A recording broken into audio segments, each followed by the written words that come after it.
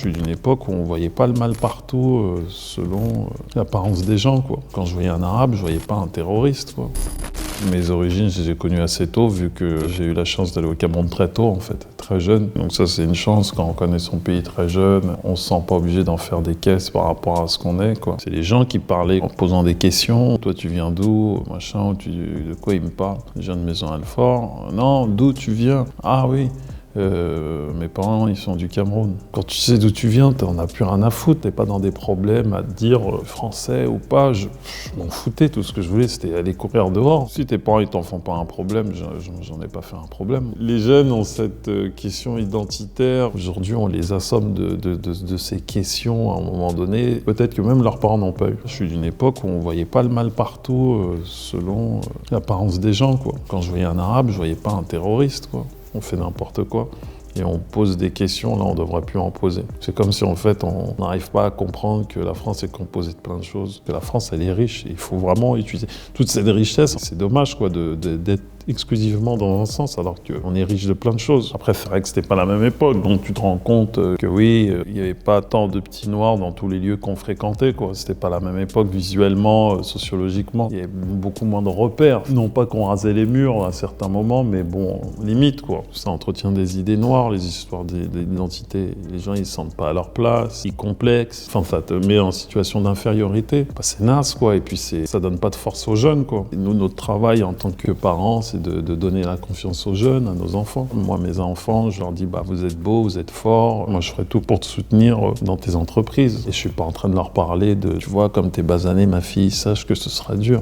Non, mon père m'a jamais dit ça. Maintenant, il est conscient de tout, mais il me l'a jamais dit. Comme beaucoup de parents, ils veulent la sécurité et de l'emploi pour leurs enfants, puis avoir un taf qui t'assure d'être bien, de manger, d'avoir une maison et tout, quoi. On a eu des parents aimants et qui étaient préoccupés par notre avenir, donc avec du recul, tu te rends compte que beaucoup de choses étaient un peu guidées par la peur et par le fait de se dire, bon, il faut qu'il soit tranquille. Il sait faire ça, fais ça, comme ça, t'es tranquille. Tout ce qui était de l'ordre artistique, ça, c'est une décision qui a fait couler beaucoup d'encre quand je l'ai prise. C'était risqué. En plus, à l'époque où je commençais, il n'y avait pas Instagram, pas de YouTube, pas de truc où tu te mets devant la caméra. Non, tu portes tes couilles, tu vas au théâtre et tu fais 5 minutes. Et à l'époque, tu n'avais pas beaucoup de Noirs et d'Arabes, donc tu te sentais un peu seul. Tes parents sont d'origine camerounaise, tu as grandi à Maison-Alfort, tu connais personne dans ce métier. C'est un métier d'une violence extrême. Tu vas pas réussir, c'est trop compliqué. Tu as tout pour te faire tuer. Comme les enjeux sont énormes, des fois, il y a énormément de méchanceté. Tu peux vite avoir le fameux ressenti d'être une merde. C'est dur. Franchement, c'est dur. Mais il y a aussi des bons côtés. Un de mes grands frères qui était un peu dans la musique m'a quand même un peu servi d'épouvantail, dans le sens où il avait déjà essuyé les plâtres pour moi dans un autre domaine. C'est vrai, quand tu vois ton grand frère faire ça, bah, ça t'inspire. Ça m'a donné une ouverture peut-être inconsciente à plein de choses. Et il y a aussi des gens bien. Les inconnus, Pierre Richard, Jamel, Eric Ramsey, tout ça fait des gens qui ont apporté leur pierre et qui ont fait que, voilà, des gens comme moi et d'autres existants. Et c'est vrai que je l'ai pas souvent fait d'ailleurs, c'est peut-être la première fois que je le fais là, mais tous les gens que j'ai cités, il faut les remercier, pour de vrai. Je suis arrivé à une époque où il y avait beaucoup de gens qui avaient fait des choses. Évidemment, Jamel, c'est la dernière star de l'humour, en fait. C'était Michael Jackson, quoi. J'ai été le voir quand j'étais plus jeune à la Cigale. C'était impressionnant de voir un mec qui générait un truc, c'était électrique, quoi. Il n'y a pas beaucoup de comédiens de couleur. Si tu veux citer les blancs, il va te falloir 7 mains. Je pense 1, 2, 7, 8, 10, 100. Il n'y a pas assez de gens qui ont ma gueule. Des comédiens noirs comme Isaac de Boncolet, qui a été césarisé. Mousse Diouf, paix à son âme, qui était aussi quelqu'un qui quand tu le voyais, tu disais « Ah, Mousse Diouf quand même ». Après, il y a l'autre génération qui est arrivée. Il y a Ahmed Silla qui commence à faire des choses. Il y a Marc Zinga aussi. J'ai eu la chance, moi, d'avoir eu la reconnaissance de mes pairs, ou en tout cas du public, dans tout ce que j'ai pu faire. Sur scène, ça va, on m'a dit « C'est bon, tu es à ta place ». J'ai des spectacles qui ont été vus et revus, qui passent à la télé, qui passent sur Netflix. Avec Fabrice Eboué, on a fait Casse Départ. Ça a été un très gros succès. Ça a été un film qui a beaucoup inspiré des gens à faire des films, de se dire tiens, c'est possible aussi. Moi, je pars du principe que je suis libre et que je fais ce que je veux. J'ai pas envie de véhiculer des histoires sur des clichés, parce que moi, j'aime le cinéma pour de vrai. J'ai la chance d'en faire aujourd'hui. Et si j'aime le cinéma pour de vrai, c'est pas pour aller me saborder ou exister dans des films que t'assumes pas, ou des films qui vont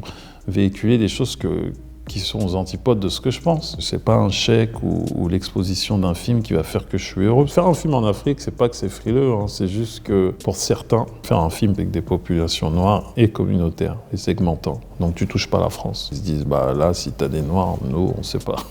Il n'y a pas beaucoup d'évolution dans le cinéma. Ça évolue doucement, mais sûrement. En fait, les choses, elles se font à partir du moment où on donne l'opportunité à des gens issus de la diversité. Et quand je parle de diversité, c'est pas simplement noir-arabe, c'est des gens qui sont un peu en marge et peuvent être aussi blancs. Ça se fait doucement, c'est pas un truc, boum, d'un coup, on va avoir 700 personnes issues de la diversité ou 700 profils d'un seul coup. Black Panther, c'est quand même bien parce que de mettre quasiment un casting noir dans une grosse production et de le laisser vivre et de voir que c'est un succès, eh ben c'est bien. Ce film, il a été fait pour des raisons certes commerciales à un niveau, mais ce film, il a quand même une idéologie de fond qui est quand même intéressante aussi dans la banalisation de ce genre de profil au cinéma. Et c'est vrai que ça peut faire que du bien. Moi, par exemple, sur un film comme on sort là, Black Snake, ça nous fait que du bien de passer derrière une telle machine qui a montré que, bah voilà, on peut montrer un film à des petits jeunes qui sont pas forcément noirs et qui vont trouver ça cool, sans se poser la question que c'est un film avec des noirs. L'important, c'est qu'il y ait de la diversité dans les thèmes, dans plein de films.